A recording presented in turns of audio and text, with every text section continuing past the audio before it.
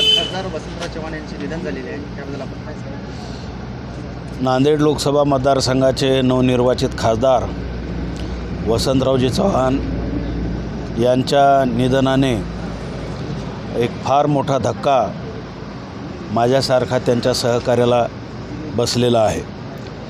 वसंतरावजी चव्हाण हे नांदेड जिल्ह्यातील मातीशी नाळ ठेवून ग्रामीण भागातील जनतेचे जे जीवन मरणाचे प्रश्न आहेत, रोजचे जे व्यवहारातील प्रश्न आहेत, या प्रश्नाशी बांधिलकी ठेवून प्रतिनिधित्व त्यांनी केलं आणि या भागाचा विकास साधण्याच्या दृष्टिकोनातून त्यांनी त्यांच्या राजकीय जीवनामध्ये प्रयत्न केले. ग्रामपंचायतीचे 22-23 वर्ष सरपंच, जिल्हा परिषदेचे 2 वेळेसचे सभासद, 3 वेळेसचे आमदार आणि आता खासदारकीची संधी, अशी प्रदीर्घ राजकीय कारकीर्द वसंतरावजी चव्हाण यांची राहिलेली आहे. आणि या सर्व कारकिर्दीचा उपयोग त्यांनी भूमिपुत्रांना न्याय देण्यासाठी, शेतकरी शेतमजुरांना न्याय देण्यासाठीच या कारकिर्दीचा उपयोग केलेला आहे. तसे वसंतराव चव्हाण यांचे आणि माझे संबंध हे शिवशेजारचे संबंध, एकाच गावचे संबंध.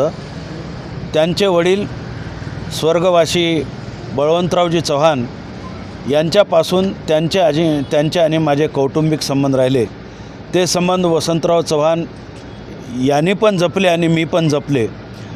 वसंतरावांच्या जेवढ्या निवडणुका झाल्या, म्हणजे जिल्हा परिषदची असेल, विधानसभेची असेल, लोकसभेची असेल, या सर्व निवडणुकांमध्ये मला माझ्या परीने, माझ्या सहकाऱ्यांच्या मदतीने या निवडणुकीमध्ये त्यांना विजयी करण्यासाठी मला हातभार जो काही लावता आला तो मी लावला आणि ते नातं वसंतरावांनी कायमपणे जपलं.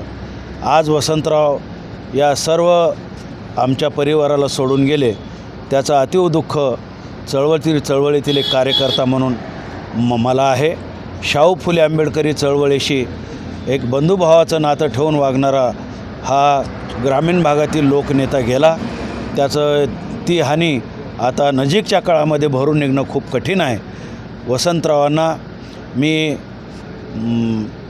शाहू फुले आंबेडकरी चळवळीच्या वतीने भावपूर्ण आदरांजली व्यक्त करतो.